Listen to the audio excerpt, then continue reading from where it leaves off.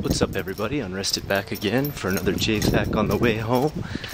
And today I'm going to be talking about a subject I get asked about a lot, and that is TV in Japan. A lot of people, and this is myself as well, believe that TV in Japan before I came here was extremely different, extremely exciting, and had some of the best game shows ever. You may know the show in America, Help, I'm on a Japanese game show, or I survived a Japanese game show.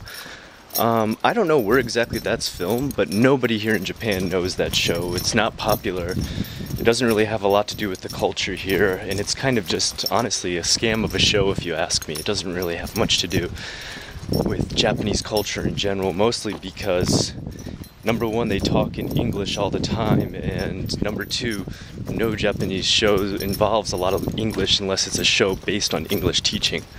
So it's kind of screwy if you ask me, but, you know, to each their own. Anyway, TV in Japan. Well, TV in Japan is not quite as exciting as you may think. Unfortunately, most of TV in Japan is actually just variety shows, and by variety shows, I mean it's anything they want to talk about at any time. A lot of shows involve cooking. I think you'll be surprised by how many TV shows are solely about cooking in Japan. And most of them feature, as their guests, famous grabia idols, Johnnies, that's kind of like boy bands here in Japan, girl groups, of course, and once in a while a good famous actor, but most of the time if someone's really famous or they're a really well-known actor, they don't really have time to be on those shows. Also, if someone's either making a comeback or they're kind of making their debut, they end up on a lot of these shows for a long time. But anyway, these shows really involve just random topics most times, or they follow a theme, like some shows such as Before and After is a show about houses that they reform in Japan, or I should say, like redo the interior decorating, and usually it's really quite amazing some of the jobs that they do. That show is pretty interesting. It's one of my favorite shows. The other shows they have are one of my favorite, Best House 123 is Best House 123. It's literally said like that, like katakana para words, and that show's pretty good too.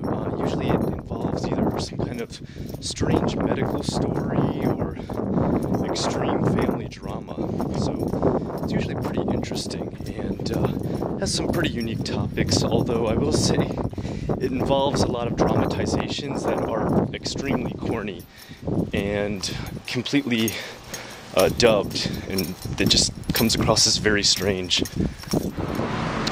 As far as Japanese dramas, those are really quite different in the sense that most dramas do not follow a series, or I should say seasons really. They don't follow seasons at all.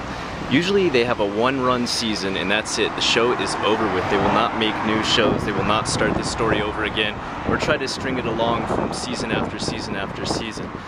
This sometimes makes for some really great storytelling, but sometimes lets you down when some of your favorite shows suddenly end. One of my favorite ones was Shinya Shokudo, a show I really liked, and it was about a ex-Yakuza chef, who had his own midnight diner, and these people would come in there and tell their stories to him, and they were always like really sad but beautiful stories. Another one that I used to watch was Shinzamono, with one of my favorite actors, Abe, and